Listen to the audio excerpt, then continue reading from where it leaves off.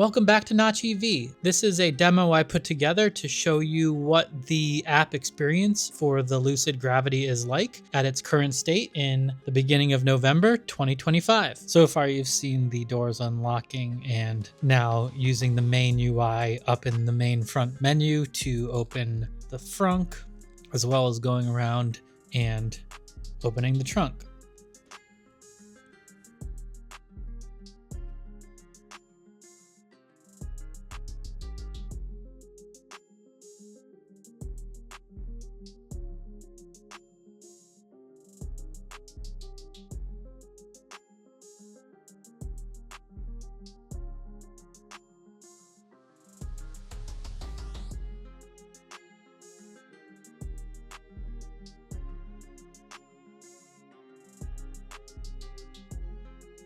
There's a drop down arrow here that gives you more options. You can vent the windows from this button and the windows will just drop down a little bit, and then you can vent them and close them back up.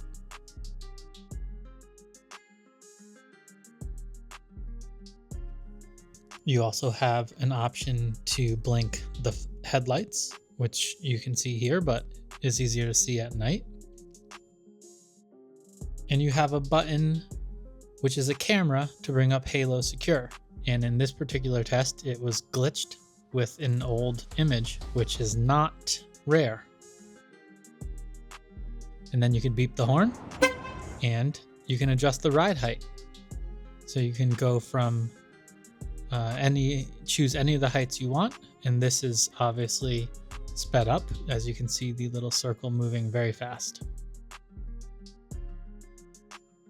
Here's a charging menu. You can see me plugging in the car and it automatically switches into the charge setting, and you can get a view of what it's doing, preparing to charge and now charging, and it even sends me an extra notification even though I'm in the app.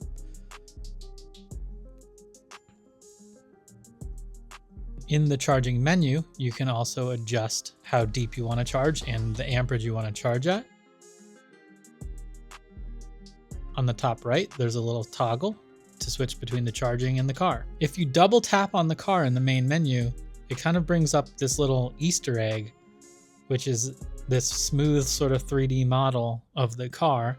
And you can click on things like the doors or the frunk or the trunk, and you get the option to activate, open, close those options. Then you have your climate menu. You can change your climate. You can click that button right there. It's in like a defrost mode. You have your max cool and your pet mode options. And then down at the bottom, you have your front and rear. And in the rear, you have the options for the heated seats, but in the front, you have heated, cooled, and the steering wheel.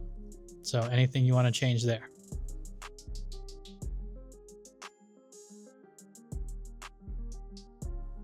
Then you have a little maintenance tab, and that just shows you your tire pressure. And then here's a little look of what it looks like when there's a software update. It has a cool little graphic, and then it will show you your version, and it will download. It can download not connected to Wi-Fi or connected to Wi-Fi, but I really like that it can do it without Wi-Fi.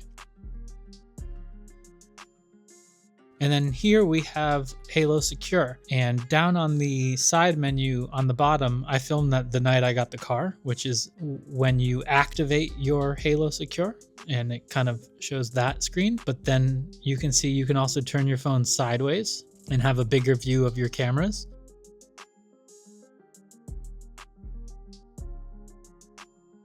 You also can click the mirror button, and you see on the left the mirrors moving, and then you get a full circle around the car that unfolds the mirrors. And then you can also click that again, and then the mirrors fold back and you get this other view that sort of shows up. So that's kind of interesting. You can see me walking around the car in the Halo Secure video feed.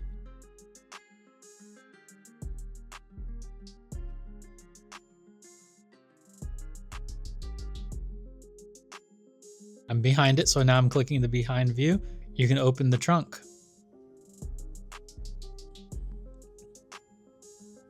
and you can see it's opening and Halo Secure is staying on.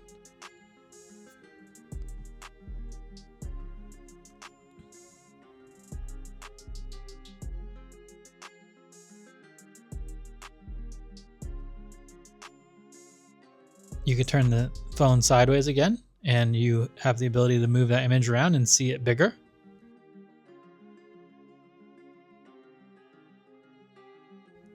You can see on the right side in that screen, you can choose what you want Halo Secure to auto record: honking, hard braking, and launch mode. Those are all options you can have it do automatically or not if you choose. And on the left, you can see the frunk opening and the perspective of the video changing. And on the right, I am formatting the drive that first night so that it will work cleanly with Halo Secure. And what I use currently is a little 1 terabyte Samsung drive connected with a USB-C cord in the glove box, and it works really well. Here's the service menu.